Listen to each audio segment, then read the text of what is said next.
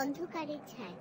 ভুতুড়ে ম্যানসনের রহস্য শুরু। সোহেল আর মায়া দুই বন্ধু ছোটবেলা থেকেই তাদের মধ্যে বন্ধুত্ব খুব গভীর। একদিন তারা সিদ্ধান্ত নিল শহরের প্রান্তে অবস্থিত পুরানো এবং পরিত্যক্ত ম্যানসনটি ঘুরে দেখবে, যা নিয়ে প্রচুর ভৌতিক গল্প প্রচলিত আছে। স্থানীয়রা বলে রাত হলে সেখানে অদ্ভুত ঘটনা শুরু হয়, আর যারা সেই ম্যানসনে প্রবেশ করেছে তাদের কেউই ফিরে আসেনি।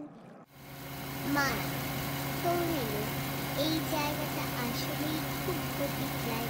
তুমি কি নিশ্চিত আমরা এখানে আসতে চাই?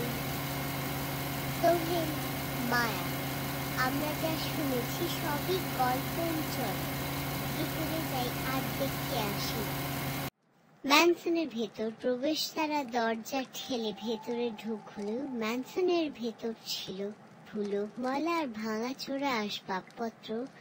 হঠাৎ একটি বিকট আওয়াজ শুনে তারা থমকে গেল। মায়া, তুমি কি সেই আওয়াজ শুনলে? এটা কি হতে পারে? সোহেল, হতে পারে বায়ু প্রবাহের আওয়াজও। চিন্তা করো না। ভৌতিক অভিজ্ঞতা। তারা ধীরে ধীরে ম্যানসনের ভেতরে হাঁটতে লাগলো। প্রতিটি পদক্ষেপে মেঝে থেকে খচখচ আওয়াজ বের হচ্ছিল। একটি পুরানো আয়নার সামনে পৌঁছাতে আয়নায় হঠাৎ তাদের পিছনে একটি ছায়া দেখা গেল। তারা পিছনে তাকাল, কিন্তু কিছু দেখতে পেল না।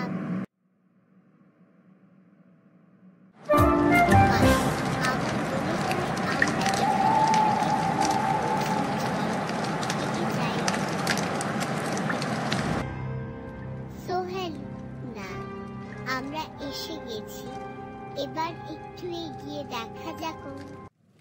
তারা পেছন ফিরে দৌড়াতে শুরু করল, কিন্তু দরজাটি হঠাৎ বন্ধ হয়ে গেল।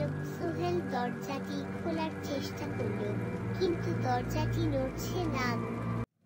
মা, আমরা ফেঁসে গেছি। এটা কি হচ্ছে? অজানা সত্তার আক্রমণ। ছায়ামূর্তিটি ধীরে ধীরে তাদের দিকে এগিয়ে আসতে লাগলো। সোহেল আর মায়ার শরীরে ভয় চেপে বসছিল। মূর্তিটি তাদের সামনে এসে থমকে দাঁড়াল এবং তারপর হঠাৎ করেই চিৎকার করে উঠল। তার চিৎকারে ম্যানসনের চারিদিক কেঁপে উঠল। সোহেল, আমাদের কিছু করতে হবে। মায়া, আমরা এখান থেকে বেরোতে পারবো না।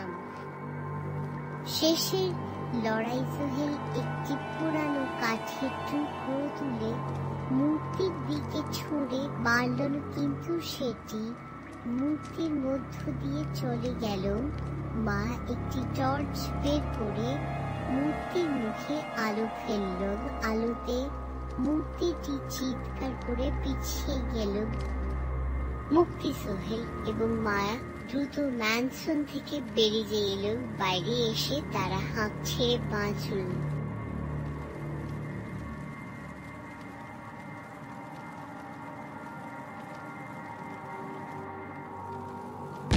মুক্তি। সোহেল এবং মায়া দ্রুত ম্যানসন থেকে বেরিয়ে এলো। বাইরে এসে তারা হাঁপ ছেড়ে বাঁচল। সোহেল, আমরা বেঁচে গেছি। এই ম্যানসনে আর কখনো আসবো না। শেষ কথা। সোহেল এবং মায়া জঙ্গলের পাশের পথ ধরে শহরের দিকে রওনা দিল। তারা আর কখনো সেই ম্যানসনের দিকে ফিরে তাকায়নি।